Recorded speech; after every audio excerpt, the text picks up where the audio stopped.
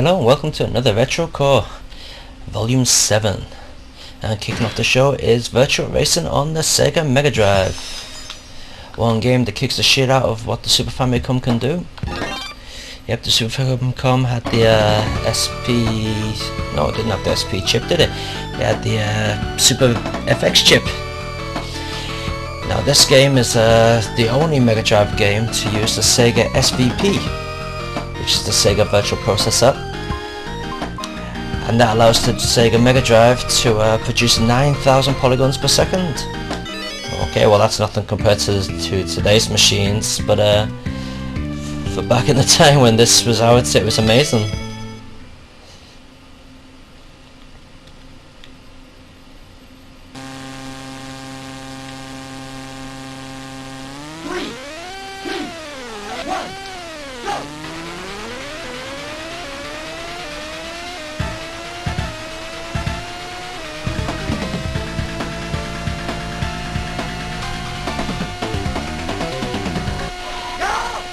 So the game's got all the courses like the arcade, and it's even got all the views as well. Here we go, cockpit view.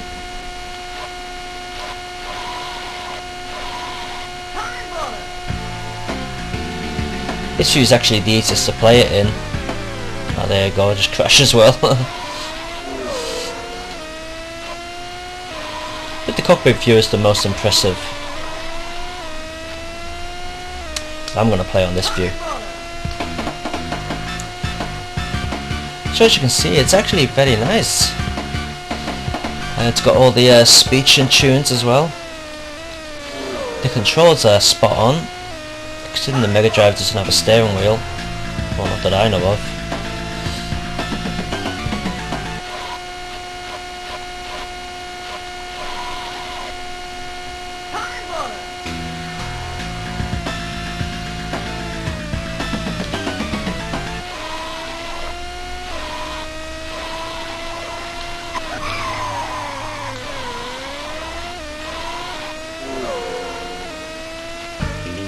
If you go into the pitch, you can get your pit work as well.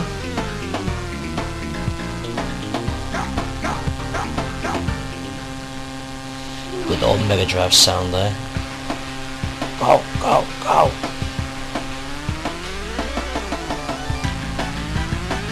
I know what you're all waiting to hear. The good old game over sound. So tell you what, we just park the car here and wait for it to come on.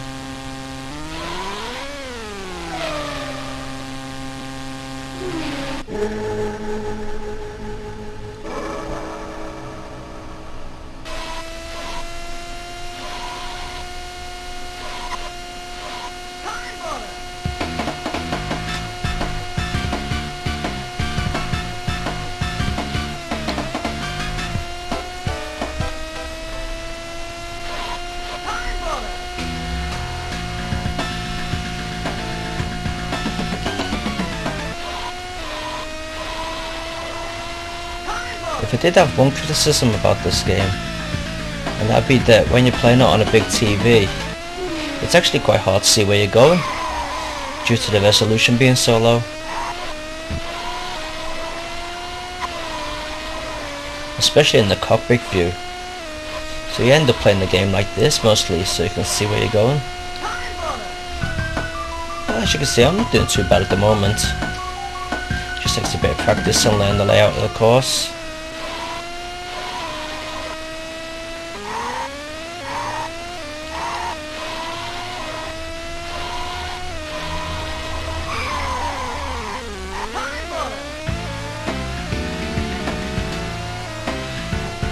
Now there's a little Sonic poster up here somewhere. Yeah, it is. Just went past it. Now this makes me think whether the Sonic team had anything to do with the conversion.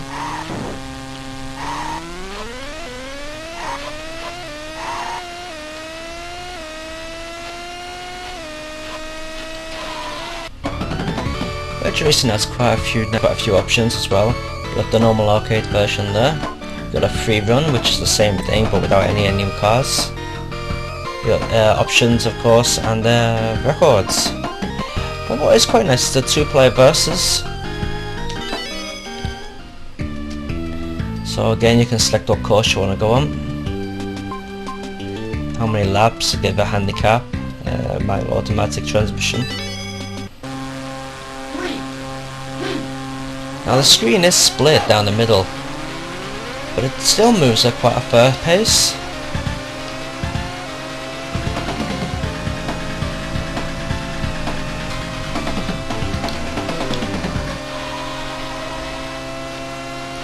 In fact, it seems to be moving faster. There are a lot more polygons there, but don't forget it's still running on Mega Drive.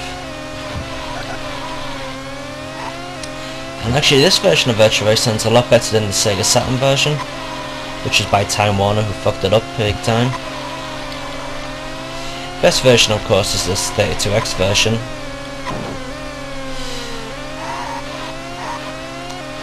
So Virtua Racing for the Mega Drive gets a very nice score of 9 out of 10. Virtua of course quite happy to give it that.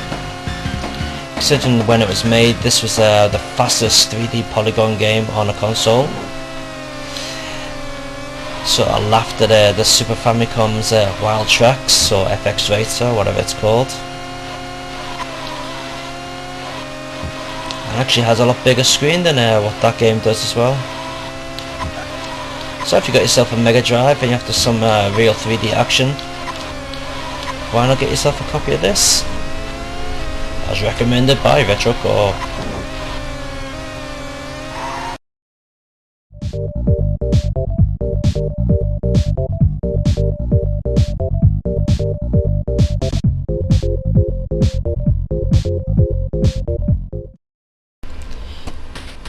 There's the kernel. So here we go with Dynamite Ducks for the Sega Master System. One of my favourites from when I was a little kid.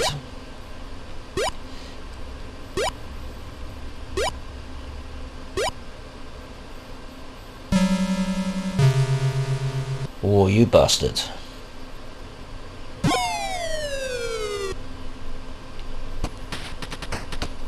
Okay, so what's the aim of the game?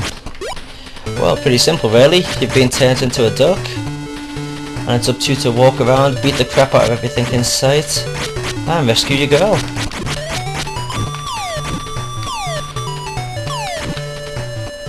Don't make games this simple anymore. No idea what they are, look like mooses on bits of turd.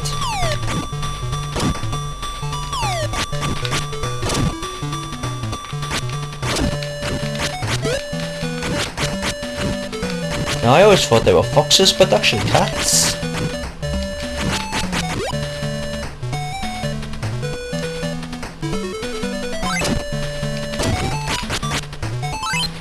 Nice one, got the weapon.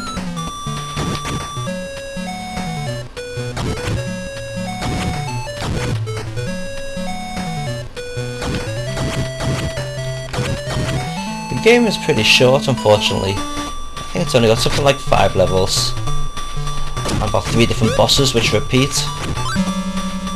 We have a fire boss, we'll see him again later on.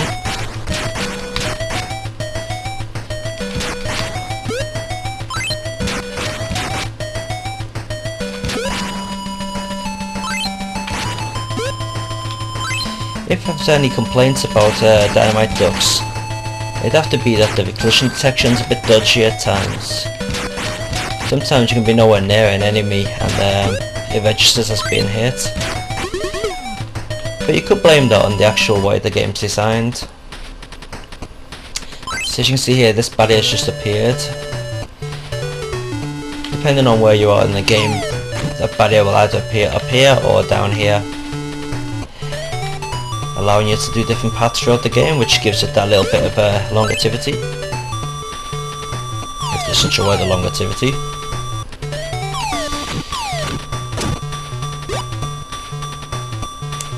So as well as picking up weapons and punching things, you can actually charge up your punch like this and let it rip with a big whopper. There you go, just give the moose a big smack on the gob.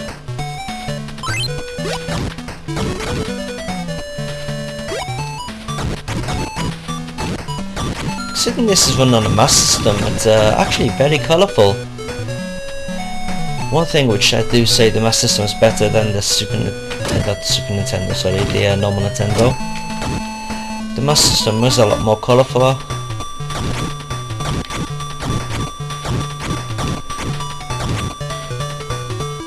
Unfortunately, the sound in Master System is a bit dodgy.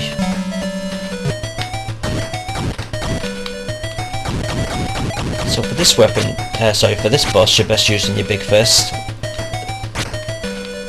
Give him a bit of a fisting. Yeah! Oh, you get.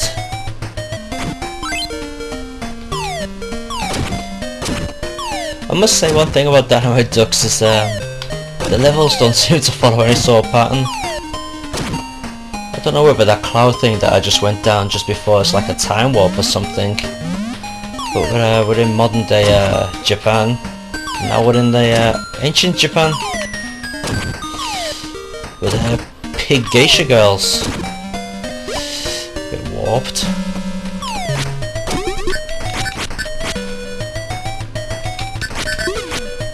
So the idea here is to break all the little balls. Break all these and the main guy will die.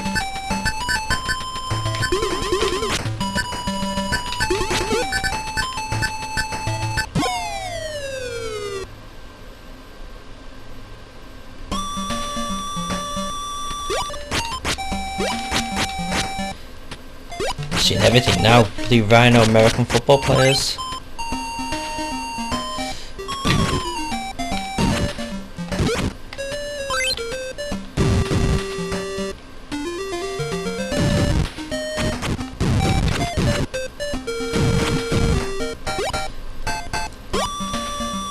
So Dynamite Ducks for the Sega Master System gets a very nice retro core score of 7 out of 10. Would have got more, but unfortunately it's a bit on the small side, or a bit on the short side I should say, as well as the collision detection being a bit dodgy sometimes. But overall it's a nice game, and if you've got a Master System it's definitely worth checking out. Actually looks better than some of the early Mega Drive games.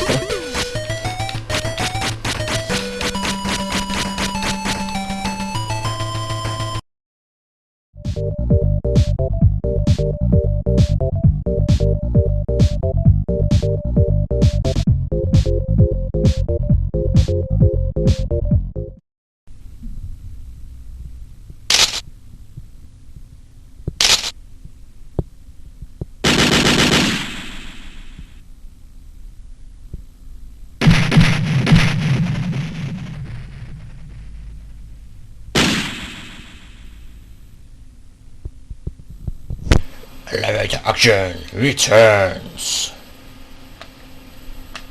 I tried the classic is back on the Sega Saturn.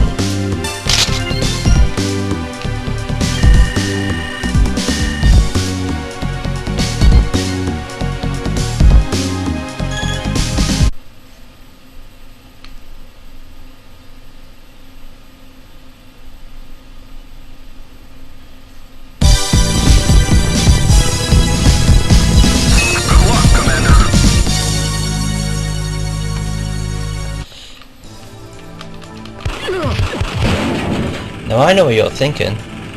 You're thinking, oh my god, look how fucking small those graphics are! Well, if you are thinking that, then that just goes to show that you are actually a bit of a sad bastard. Because a game's not about graphics.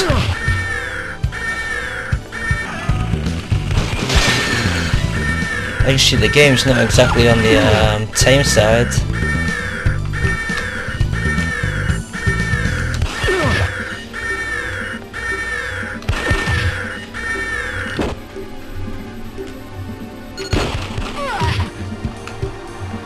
So exactly is the point of the game.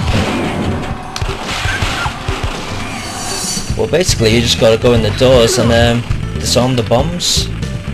That's it really. Use the elevators to get from one level to the next.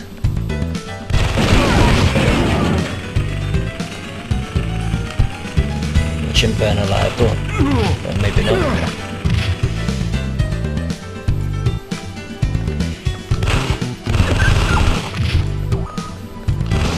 There are all sorts of neat touches such as that where you can shoot off the cameras off the roof.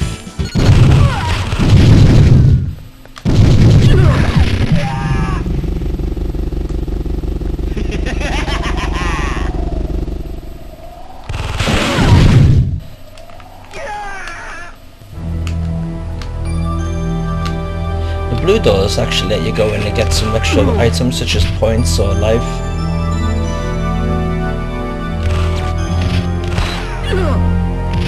AI in the game is actually quite interesting as well. Sometimes the enemies will actually wait for you to come to them. They're not actually that stupid where they just sort of walk into your bullets like some games.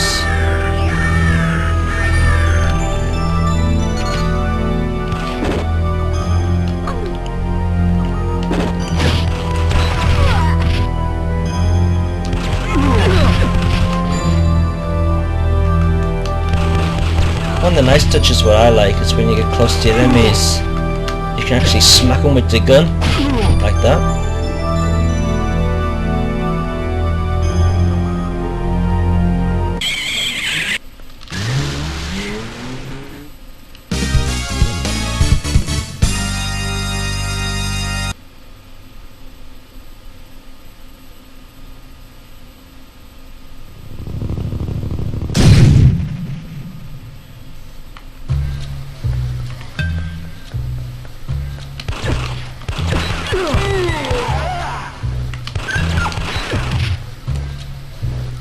One nice feature is the way you can use these barrels here. So I can sort of knock it down like that and explode somewhere else, and that way the enemies that walk into that will get caught on fire. I also have my hand grenade here which I can toss down there, just sort of blow those guys up. Very nice indeed. Take that. Now we're talking.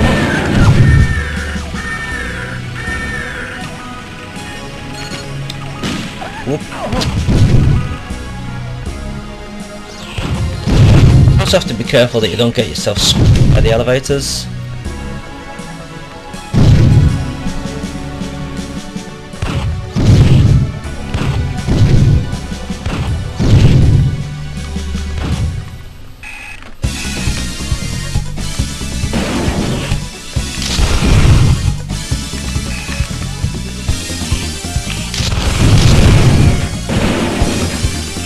Blown it there.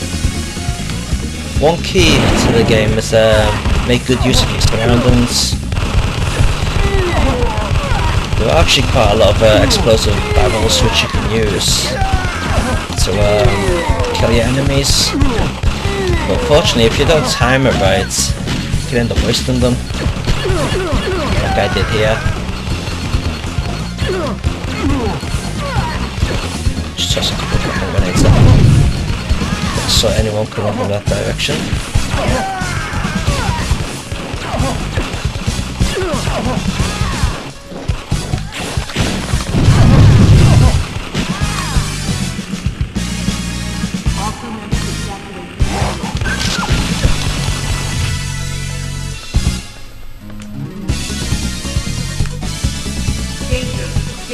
disc, whatever that.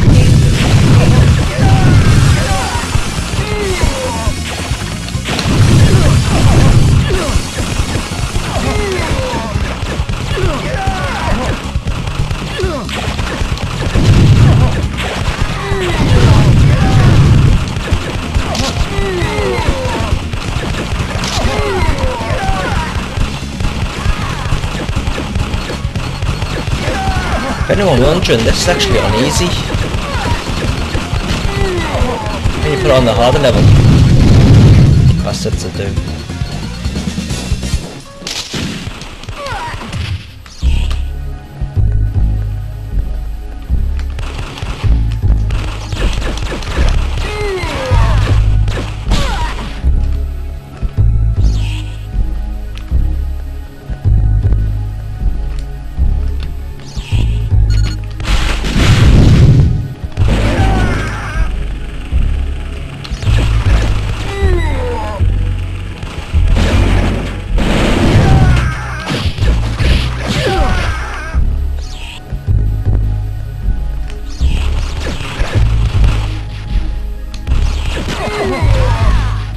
To action. It's one of those games that keep you coming back all the time.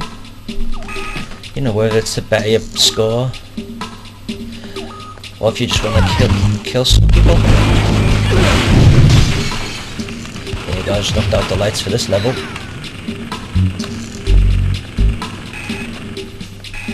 I've got to get down there. Oh you shit, missed the elevator. Camera, knock out the lights. Now here's one of my favourite sneaky bits here. When the elevator comes down, I'll throw a hand grenade on it. Now if this soft bastard goes into it, which he's not going to, he'll burn to death.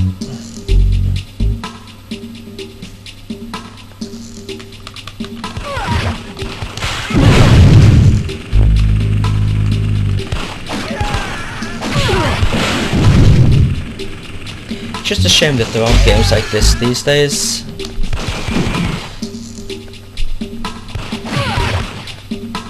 And if there were games like this these days, I'd be a lot happier.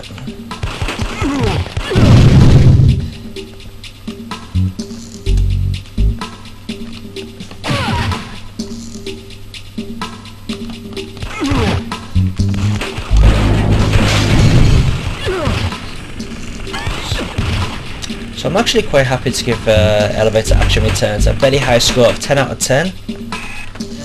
You know, the game isn't perfect, but it's that much fun that I've just got to give it the 10 out of 10. Now see, I've just knocked down the barrels there by the door. So anyone coming out of there will burn to death.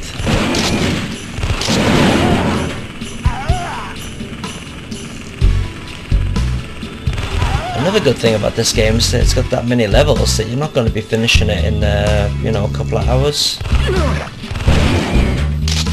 going to take you quite a while to learn how to do all the levels properly and learn all the tricks and all that.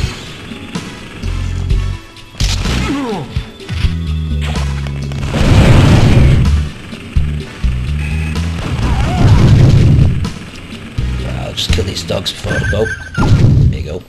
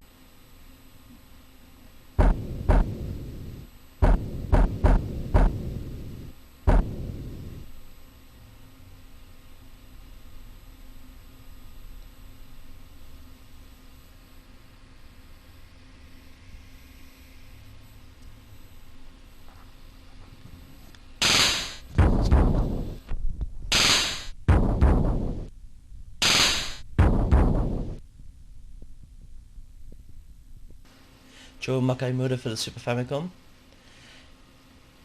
better known as Super Ghouls and Ghosts.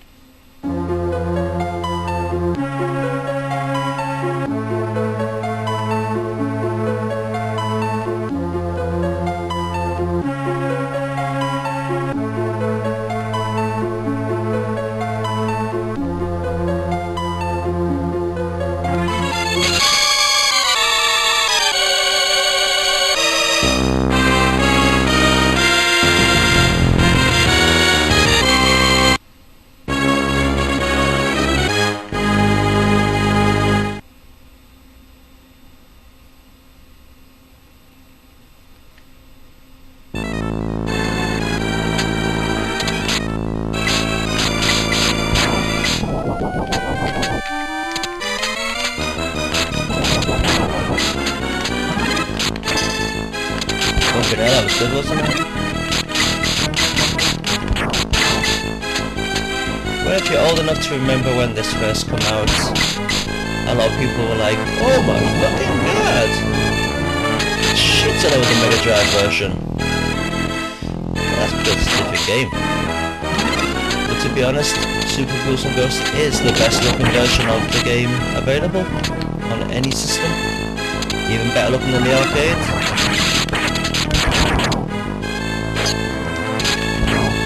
Capcom really pulled the fingers out of their arse when they made this one.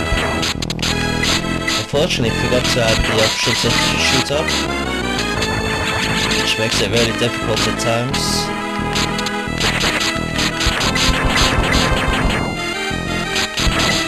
Avoid the fire like the plague. Avoid getting killed as well.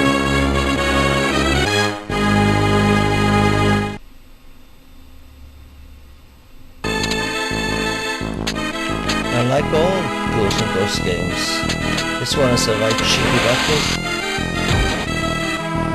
I see you didn't expect that coming, did ya?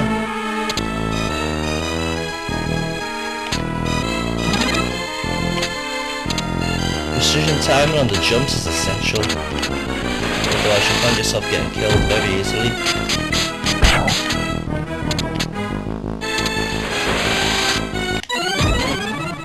Like that.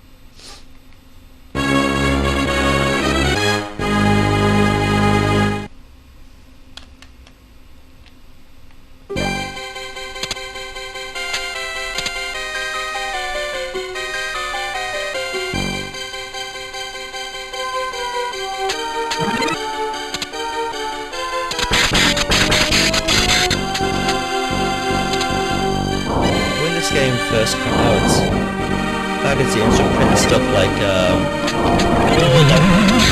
Capcom managed to squeeze an entire orchestra into the Super Famicom. I must have to say that Capcom have done a very good job with the audio in this game. Should come, this is a first generation Super Famicom game. The sound is very, very nice. Not only is the sound very nice, but the graphics were amazingly good.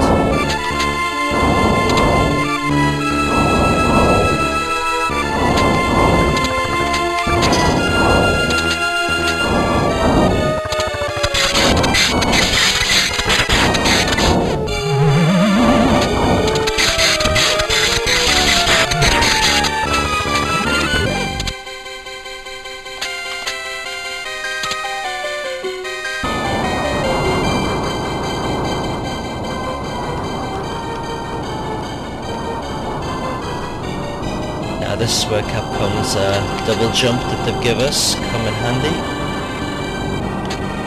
But you gotta time them right. Because if you don't, you find yourself drowning.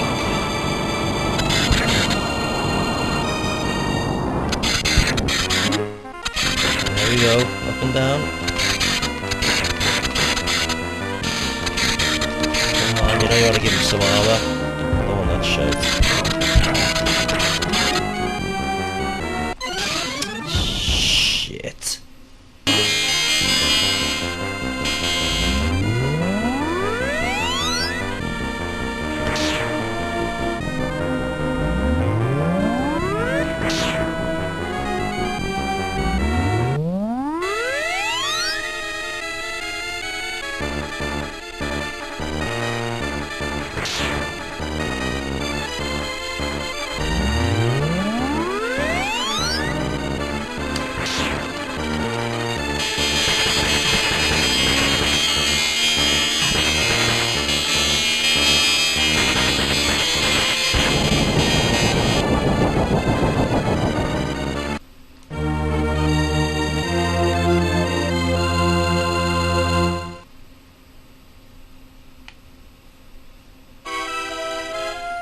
Throughout the game you can pick up different types of armor.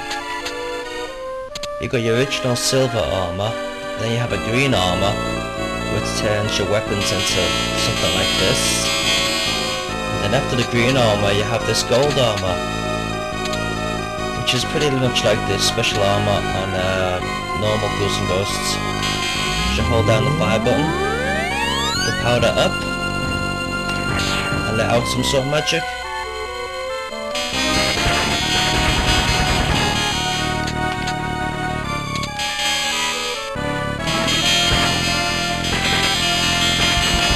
As you can see, sometimes in the treasure boxes there's like this little Joker demon type guy, and if he touches you, he can turn you into like a baby or something, or an old man.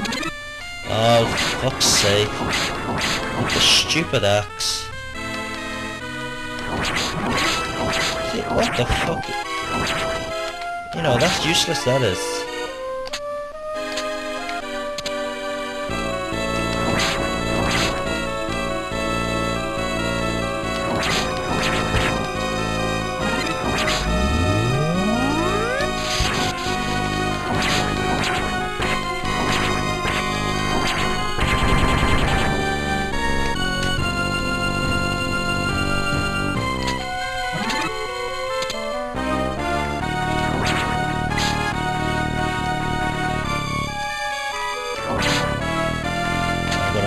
Up here.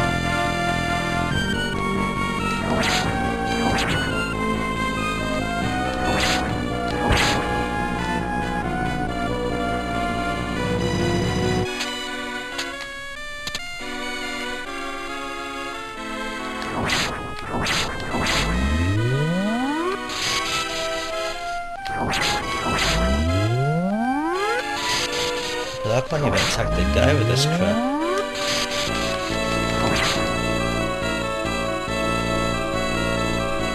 Show your ass. Ooh, that's hot.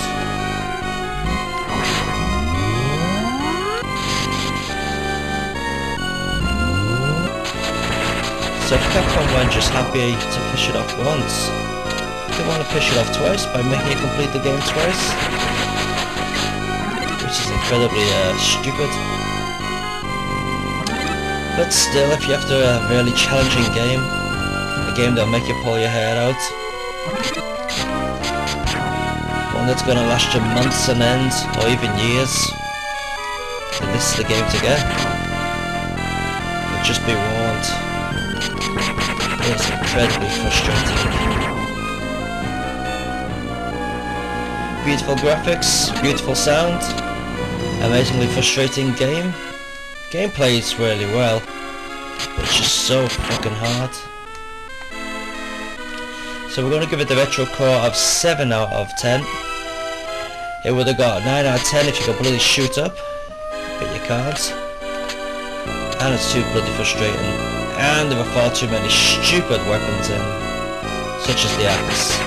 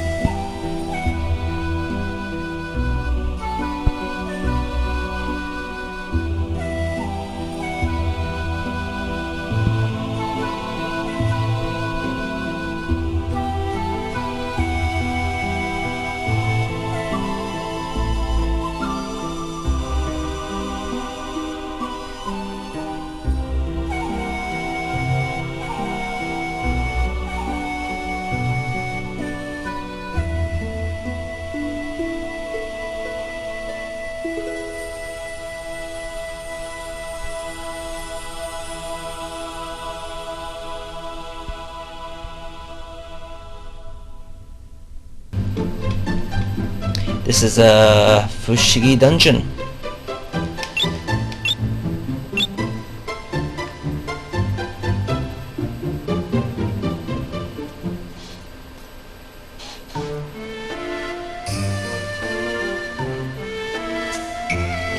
Now this isn't your typical type of RPG. It's actually a maze dungeon type RPG with random dungeons generated.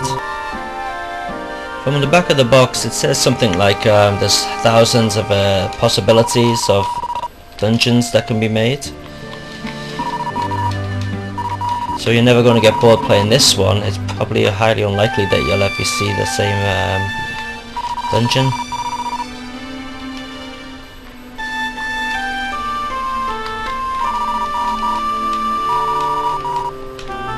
Like all good RPGs, you have to go around visiting the people, ask them questions about what's going on and everything like that.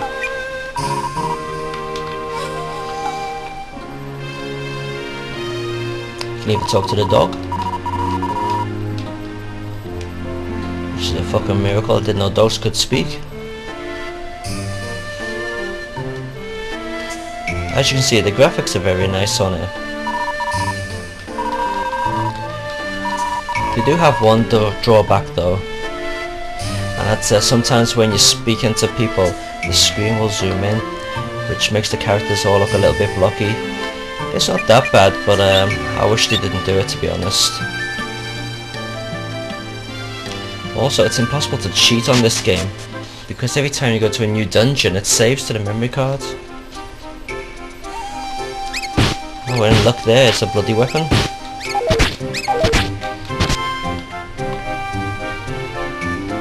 So you've got your map here, which we've just switched off, switch it back on.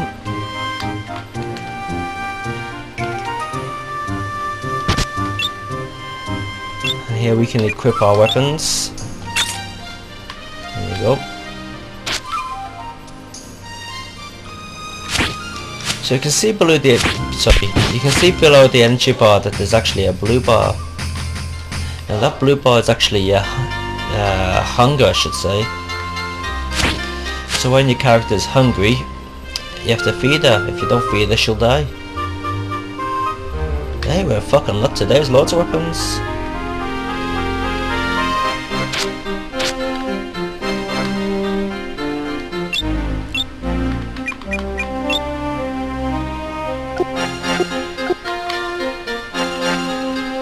So the idea is to get through the maze to find the next village. And as you can see, I'm going around the bloody circles.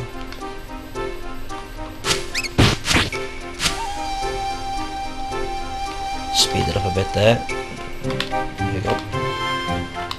There's the exit by the looks of it. Yep. So on to the next maze we go. I think they have like about 5 mazes before you get to the next village.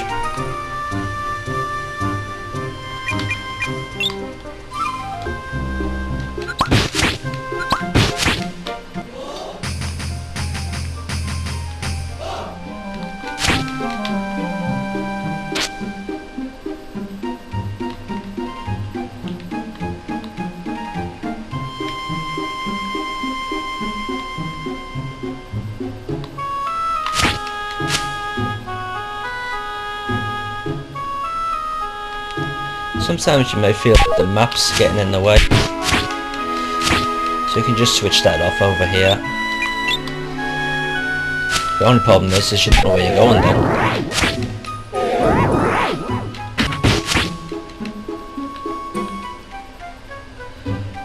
Overall, as Fushigi Dungeon is a very nice game. Visually it's very impressive, the sound on it is amazing. Really beautiful soundtracks, in fact that could actually copy them to a CD. But unfortunately, if you're not a Japanese reader, it's going to be pretty hard to play. Not only is the game going to be difficult, but the actual saving system's going to be a bit of a mystery to you. Because it is actually a bit weird the way it saves, and it overwrites itself all the time.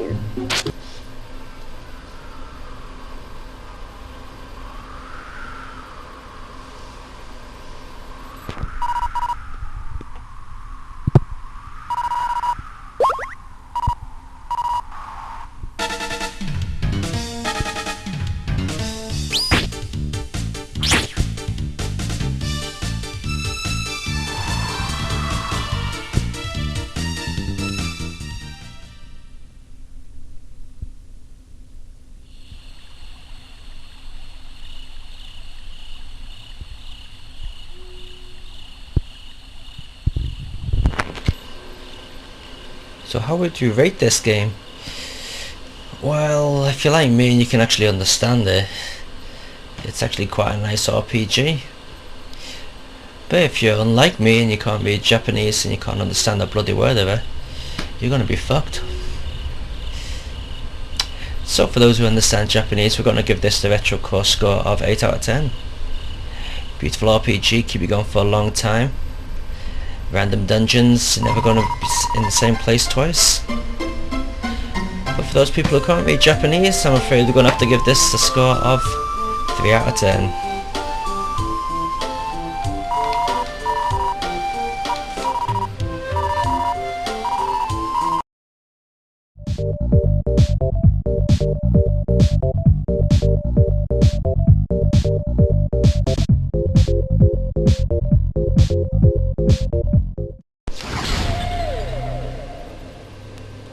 G-Darius, the very first PlayStation game to appear on Retro Core. So what type of game is it? Well, it's a shooter, of course, you soft bastard.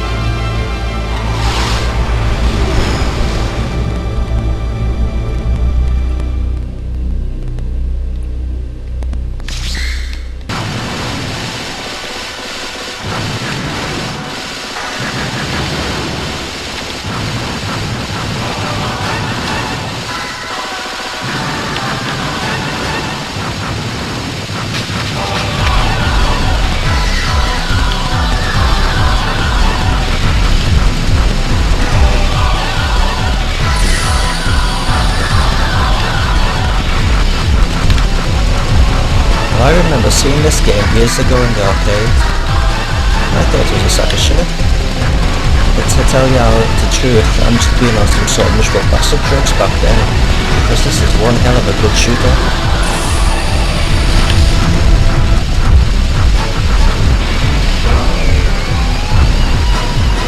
It sort of varies a lot from the original Darius games. The same monsters and all that are in there. But the actual pace of the game is a lot faster. The old Darius game seems to be a lot more relaxed, but more laid back. But this one, music's like really high paced. You know, got that good thumping beat in there. And there seems to be a lot of variety in the attack patterns of the enemies, which is a lot better than the original Darius's.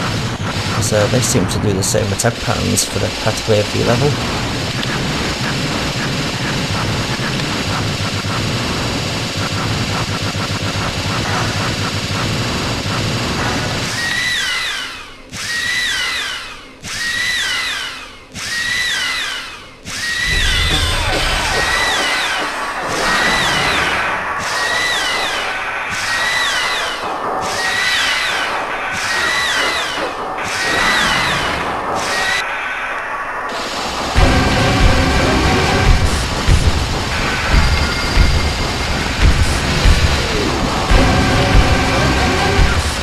One thing that's got to be said is that the bosses are right bloody hard bastards.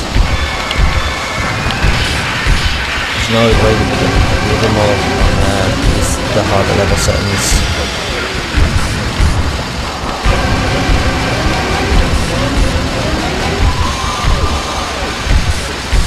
I've actually got this set on easy at the moment. It's still quite a challenge.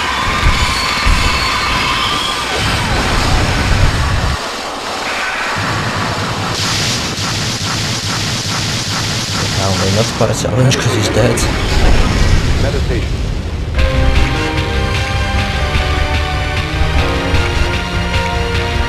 And in the good old Darius fashion, he chooses which levels will we go to next.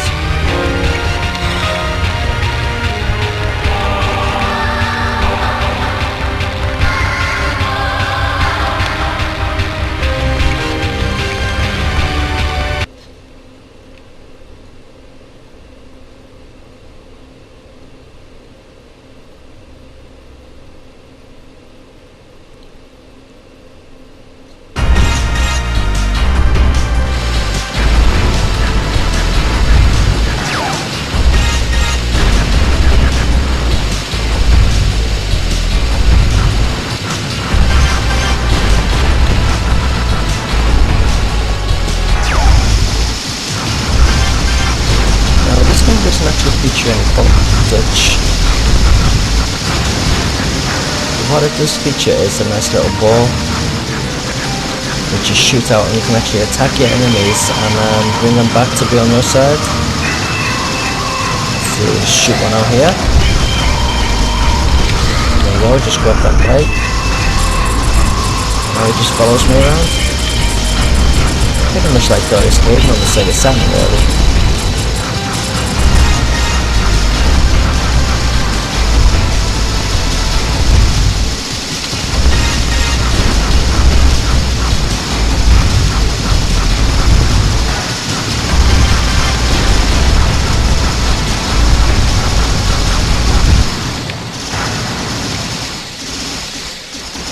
I've got to say, if the game did have one fault, it's got to be the loading in between levels. Well, not in between levels, actually as the level's going on. Which is actually a fault of any PlayStation games, really. But I do like the variety in the levels where you can actually go up diagonally like this.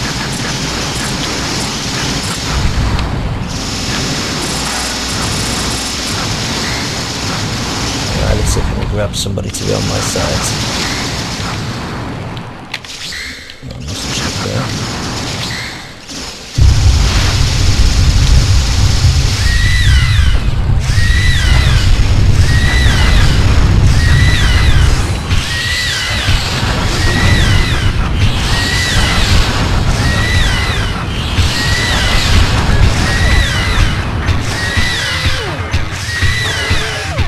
levels you can actually choose which way you want to go. So we're going to go on the F track now.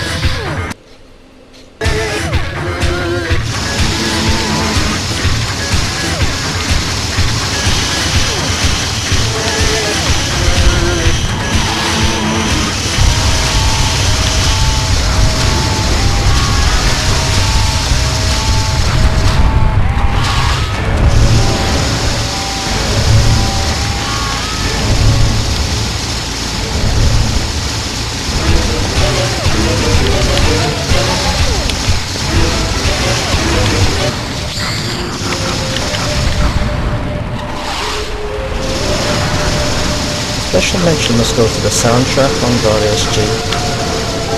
Even though it was a usual boss a couple of years ago and I thought this game was crap, I actually did buy the soundtrack. It's a good mix of upbeat, I don't know what to call them really, dance, techno, whatever, or upbeat tracks, whatever, and then you've got some haunting melodies like this one. Coming to the last stage on my side. Also, visually, the game's actually very impressive for the PlayStation. In fact, PlayStation owners might have noticed that this game does actually look better on this video than it does on a real PlayStation. And I'll tell you, it's not running on the PlayStation 2. So, I leave your minds to wonder there.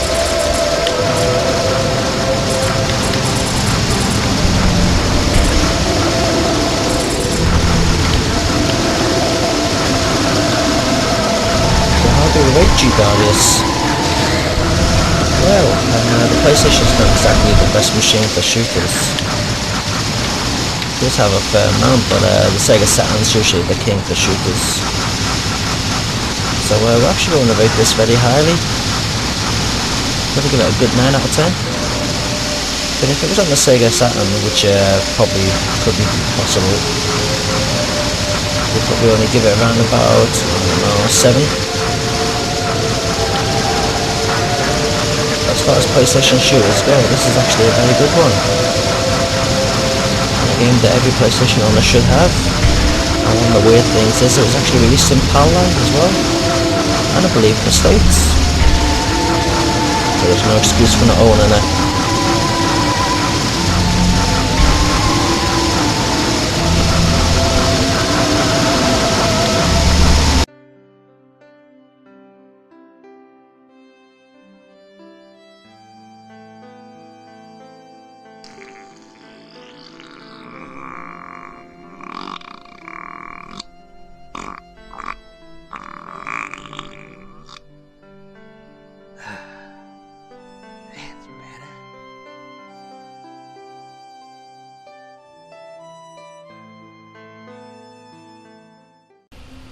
Okay, here we go with the new feature here on Retro Core, Shite of the Month.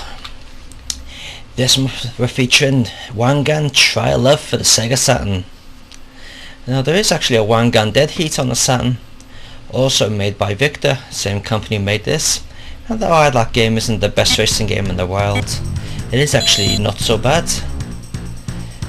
Now this game is pure wank. As you see there, pop-up galore. Whoop, camera right through the trees.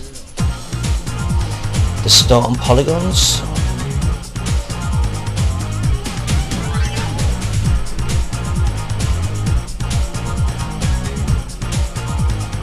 Oh, where the hell's that building gone? There you got a rear view mirror. Oh, for a second. Hang on, they're gonna drive into the sea.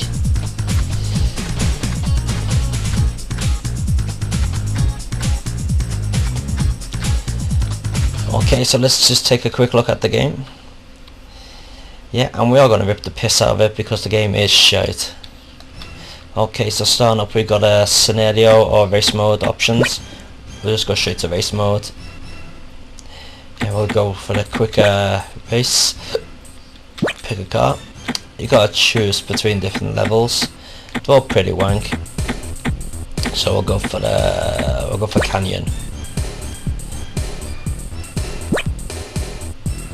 Okay, it's where you can change different aspects of your car, but we won't bother with that. to start the race. Now is it just me, or is that loading screen ripped off NASCAR? Certainly looks like it.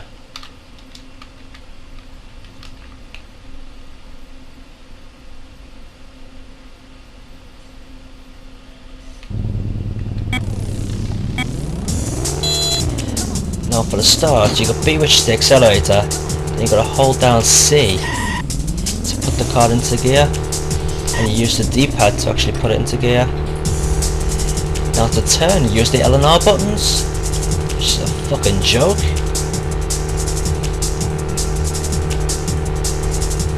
Okay, I think I better change gear, third gear. As you can see, it's not easy to change gears and steer at the same time. Where the fuck am I going here?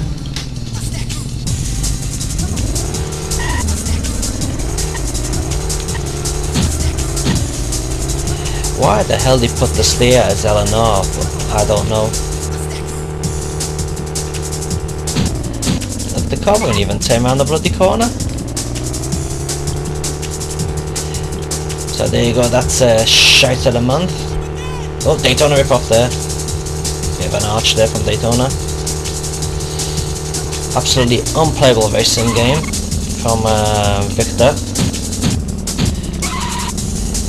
Bad control, shit graphics, unbelievably wank physics, and just pure shite basically.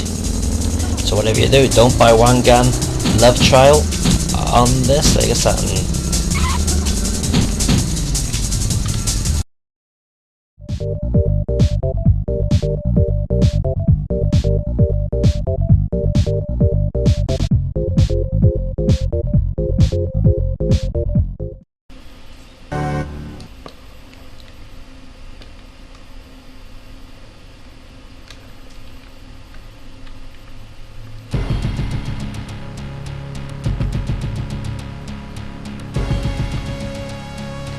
Hey boys, let's kick some ass.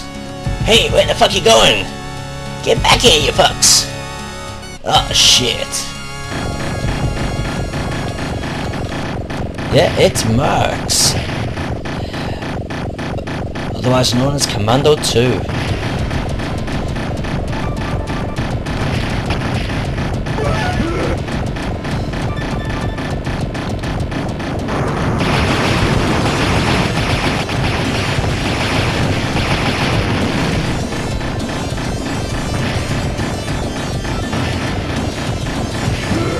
One of my favourite shooters from the late 90s, or the late 80s I should say.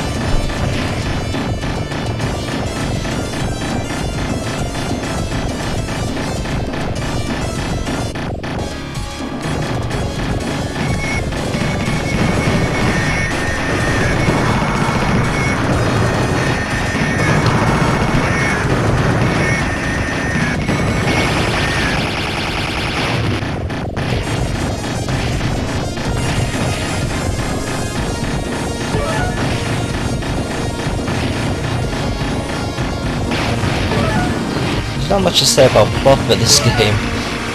You just sort of wander around and shoot the shit at everyone you see.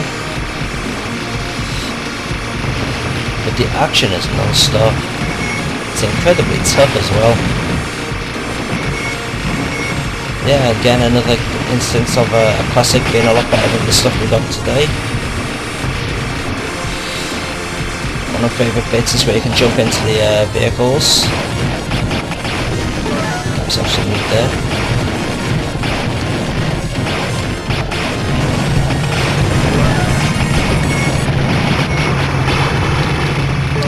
Throughout the level you can find power-ups and whatever. Give yourself some better weapons. As well as eating greens like that.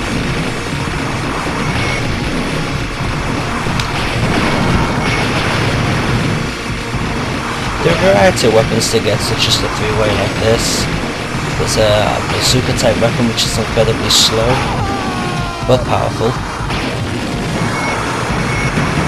There's a flamethrower which I like, and there's your standard shot as well.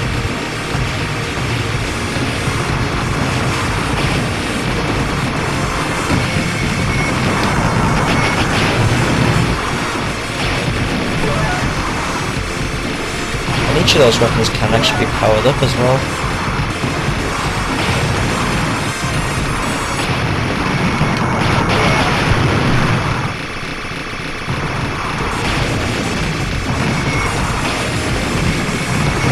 Oops.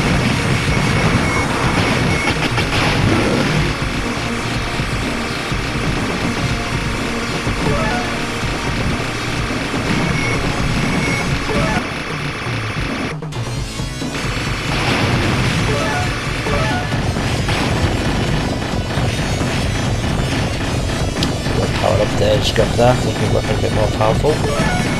Nope.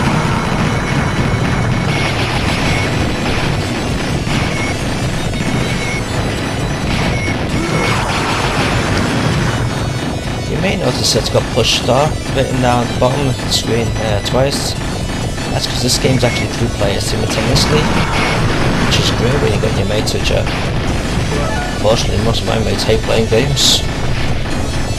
Miserable fuckers.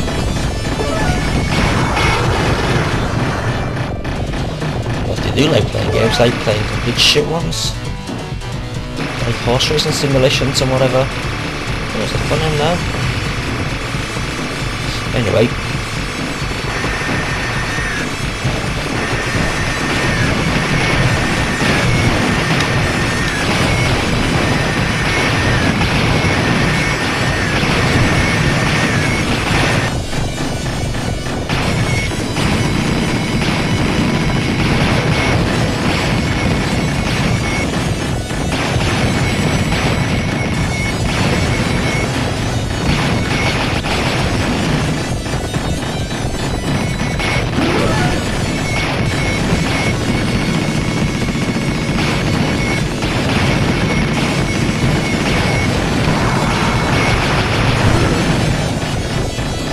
Is it just me, or do those pink guys look like ninjas?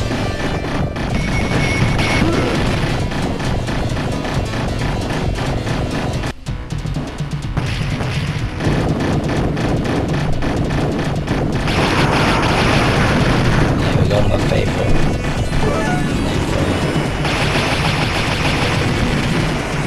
The amount of detail that's gone into the graphics as well is also very nice. So the guys burned to death there.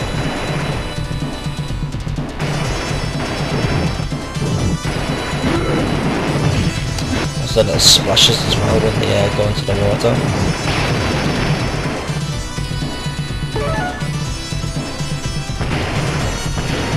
It was actually a very nice conversion of this for the Sega Mega Drive, which included the arcade version plus a special RPG element just for the Mega Drive.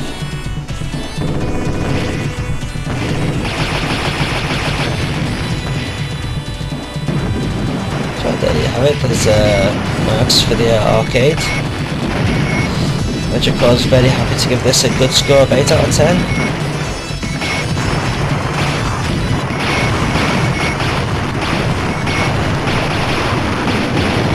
Completely non-stop action-packed game that'll keep you entertained for a very long time.